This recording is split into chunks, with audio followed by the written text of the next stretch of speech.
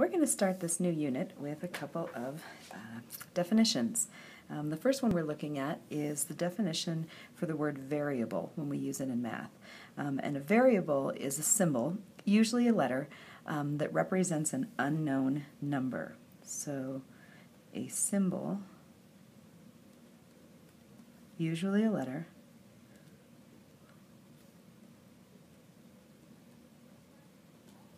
that represents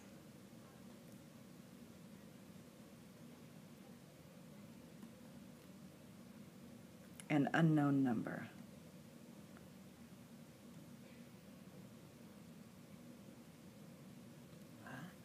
An algebraic expression is a collection of numbers and variables and grouping symbols that are connected by operation symbols. And operation symbols are things like adding, subtracting, multiplying, and dividing. So I'm just going to write the definition for you first, and then we're going to be using them as we go through the next problems. I think they'll start to make more sense then. So a collection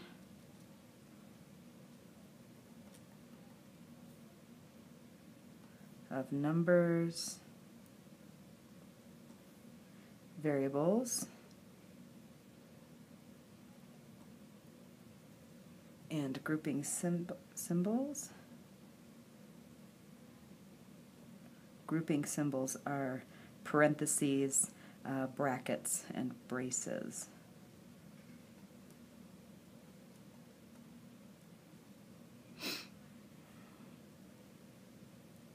And they are connected by operation symbols.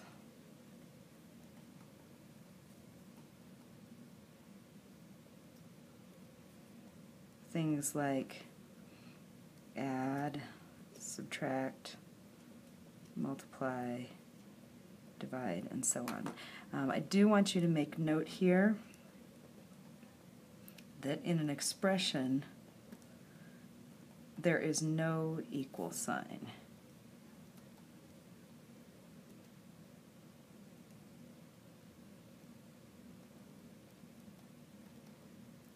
Okay? Expressions do not have equal signs. And then the word evaluate is a verb. It's a direction that's telling you what they want you to do. And so if the direction said to evaluate an algebraic expression, you can evaluate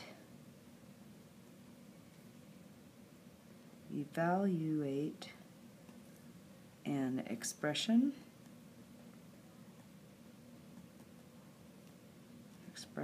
there we go, by substituting a number for each variable,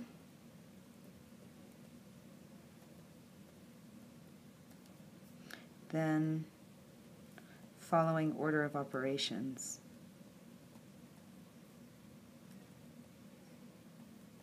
Otherwise known as PEMDAS,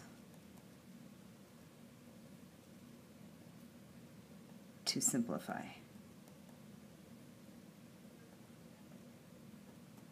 Okay, so let's get away from the definitions and try a couple of these.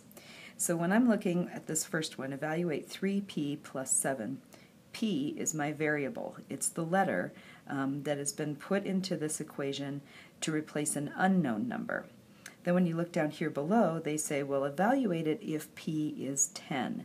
So if you were given that this varying number, p, in this particular case is going to be a 10, I'm just going to rewrite this expression, 3p plus 7, substituting in a 10 where the p used to be. One other thing that is not written here, but that you'll need to get used to recognizing, is that when they put a number right next to a letter, the math that they want you to do between those two numbers, once you know what the number is multiplication. So if they want you to add or subtract or divide, they'll use a symbol to show that, but for multiplication, we've gotten rid of the symbol. So 3 next to p means to take 3 and multiply it by the value of p. So to evaluate 3p plus 7 for p is 10, I'm going to write 3 times 10 plus 7, and then following order of operations, I would get a 30, and then add the 7, gives me a total of 37. I'm also going to evaluate 3p plus 7 for a value of p equaling negative 4. So I'm going to write down 3, and then notice that I use parentheses when I put in that negative 4. The reason for that is that if I didn't put the parentheses there, this problem would look like 3 minus 4. And because the operation between these two are multiplication, I need to use some kind of grouping symbol, as the expressions have from our definition above, to show that the math that's happening between the 3 and the negative 4 is multiplication, not subtraction. So when I multiply 3 by negative 4, I get a negative 12. And then adding 7 to that, my final answer is negative 5.